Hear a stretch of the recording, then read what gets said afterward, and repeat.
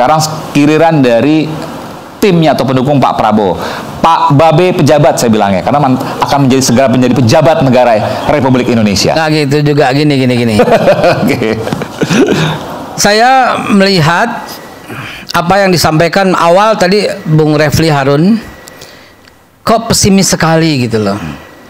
Nggak ada nuansa-nuansa optimis yang membangun, nggak ada nuansa-nuansa yang membuat satu harapan ke depan. Tapi itu boleh-boleh saja. Cuman saya meragukan data yang dilihat Pak Refli Harun atau cara pandangnya saja, seperti yang Bang Refli katakan tadi. Ya. Gini. Kalau cuma dibandingkan dengan pemerintahan masa lalu, ya nggak bisa juga. Itu kan cara pandangnya Bang Refli. Kita ini berada pada geopolitik yang lebih luas untuk kita bisa pandang lebih luas, Bang Refli. 2024 ini dunia melihat kepada kita dengan tingkat pertumbuhan yang hebat loh, Bang. Kalau Anda mengatakan nggak cukup, nggak sampai, saya curiga jangan-jangan salah lihat. Karena Singapura sampai triwulan terakhir 2024 ini cuma 2,9 loh pertumbuhan ekonomi. Yes. Okay. Korea ya sampai dengan triwulan terakhir ini cuma 2,3 ya. Siapa lagi yang mau dilihat? Cina loh ya, pertumbuhan ekonomi sampai 2024 akhir ini baru 4,7. Sementara kita 5,05. Nggak tepuk tangan mahasiswa. Ya artinya jangan lihat sekarang lebih kecil dari pemerintahan sebelumnya. Wake up, lihat global, lihat dunia internasional. Kita itu hebat di mata internasional hari ini. Pertumbuhan ekonomi kita di atas Singapura, di atas Korea, di atas Meksiko, gitu loh. Di atas Cina yang cuma 4,7. Artinya ya boleh-boleh saja. Zaman Pak SBY beda zamannya, beda kondisi geopolitiknya mesti kita lihat, mesti kita pertimbangkan. Tapi saya nggak mau berkutat di angka-angka seperti itulah, karena setiap orang pasti punya pandangan berbeda, akhirnya penilaiannya berbeda. Sekarang kita punya pemimpin baru, punya pemerintahan baru yang harus disuarakan secara optimis, yang harus disuarakan secara ke depan akan lebih baik. Yes, of course. Kalau saya menilai seperti itu.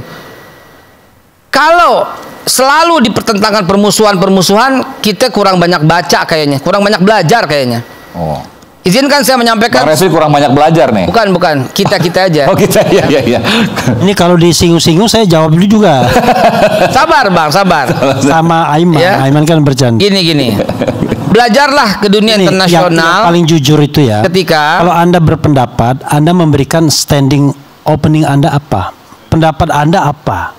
Gitu dong. Anda nggak punya poin, tapi kemudian membahas pendapat orang. Kan harusnya nih standing point saya begini. Saya udah sampaikan karena standing kalau point begitu kata dunia caranya, internasional. yang nggak untung ngomong di depan. Saya udah sampaikan standing point saya adalah dunia internasional dibandingkan dengan negara-negara tetangga. Itu cara pandang saya. Kalau cara pandang Bang Refli dibandingkan dengan pemerintahan sebelumnya, dengan mengakibatkan pandangan-pandangan yang sangat pesimis dan menilai setiap orang yang salah akan terus salah, setiap orang yang punya error akan terus error, dengan mengatakan 16 menteri itu dalam tanda kutip bengkok-bengkok. Sekarang Pak, gini saya bilangin deh ya. Ini pakem dalam dunia ya kepemimpinan ya.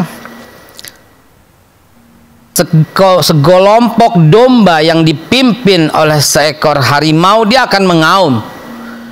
Dan sekelompok harimau dipimpin dengan seekor domba akan mengembik semuanya. Ya. Mati. Silahkan terjemahan sendiri. Ya, silakan terjemahkan sendiri bahwa ke depan kita punya pemimpin yang betul-betul punya karakter memimpin dengan yang sangat baik, sangat kuat. Sekarang saya mau contohkan begini deh. Ingat, ya ini wawasan ya buat Bung Refli, buat yang lain ya. Dimana kita mesti lihat sebuah persatuan akan membuat sebuah bangsa besar. Toyotomi dan Tokugawa, dua pendekar Jepang yang berebut kekuasaan, saling bunuh. Dan ketika Toyotomi menjadi pemimpinnya, apa yang dilakukan terhadap Tokugawa? Diajak untuk membangun Jepang, dan kita lihat Jepang kayak begitu. Deng Xiaoping dengan Mao Zedong musuhan, bunuh-bunuhan. Ketika Mao Zedong terangkat menjadi ketua Partai Komunis Cina, dia mengangkat orang yang rivalitasnya itu loh untuk bersama-sama membangun Cina. Hasilnya kayak apa? Amerika, Lincoln dengan Seward misalnya, dalam debat Seward itu memanggil Lincoln itu monyet. Betapa dalam debat ya, presiden, dalam debat memanggil dengan nama binatang, dengan kata-kata monyet. Ya, sangat sadis. Dan dalam buku kita baca, ketika Lincoln ingin melakukan perbaikan, datang ke tempatnya Seward, Seward mengusirnya seperti mengusir seekor kera. Itu ngapain kera datang ke tempat kami? Tetapi ketika Pilpres, Lincoln yang mendapatkan kemenangan, apa yang terjadi? Dia angkat sebagai the Secretary of State William Seward. Artinya bangsa-bangsa besar itu mengerti bahwa untuk membangun diperlukan rasa trust dan kepercayaan walaupun awalnya rivalitas. Kalau itu belum cukup referensi itu, baru kemarin deh kita lihat Barack Obama dengan Hillary Clinton. Betapa Hillary Clinton memfitnah Barack Obama dengan sangat sadis. Dikatain teroris lah, dipanggil nama tengahnya Hussein, Barack Hussein Obama. Dikatakan Islam fundamentalis lah, dikatakan hari-harinya sebenarnya dia Islam teroris lah, kata Hillary Clinton di depan forum. Tapi ketika Barack Obama terpilih, Barack Obama mengangkat Hillary Clinton sebagai menteri luar negerinya langsung di forum. Kalau itu kurang contoh juga, saya kembali deh kepada referensi kita misalnya. Sultan Salahuddin Al-Ayyubi, apa yang dilakukan terhadap King Richard? Diajak membangun bersama. Kurang lagi, apa yang dilakukan Umar bin Khattab kepada pendeta Sopranius? Apa yang dilakukan? Diajak membangun bersama Yerusalem, yang tadinya pendeta Sopranius menginisiasi pembunuhan terhadap Muslim di Palestina. Kurang lagi, Nabi Muhammad SAW kepada Abu Sufyan diajak membangun Mekah bersama loh. Jadi standingnya adalah nggak usah diajak bermusuh-musuhan lagi. Ke depan lihat lebih baik, lihat persatuan. Dan apa yang Pak Prabowo katakan, Indonesia terlalu besar untuk diatur sendirian. Sehingga dengan itulah diajak banyak orang untuk bersama-sama membangun Indonesia ke depan. Dan apa yang paling sering diucapkan? Mengembalikan kekayaan bangsa Indonesia untuk rakyat Indonesia. Kesanalah mestinya Bung Refli melihatnya. Jadi kawan-kawan ya, lama-lama kita ini intelektual itu nggak ada lagi ruang untuk berpikir. Karena ketika kita berpikir untuk critical thinking, yang dikatakan adalah tidak optimis, suuzon dan lain sebagainya. Enggak, ini kan metode berpikir, cara berpikir. Makanya saya katakan ini kan sama seperti melihat cewek hitam manis. Kalau dia melihat manisnya, ada yang melihat hitamnya. Kalau yang tadi ini bekerja sama, ya itu hebatnya Barack Obama berarti ya kan, hebatnya Rasulullah, hebatnya Umar bin Khattab. Tapi yang kita bicarakan adalah fakta dan data angka. Saya kemukakan angka, dia kemukakan perasaan. Kan susah jadinya. Kan saya mengemukakan angka. Saya menyampaikan angka, Pak. Iya, 10 tahun pemerintahan Presiden Jokowi, itu yang namanya target pertumbuhan ekonomi tidak tercapai. Kan begitu?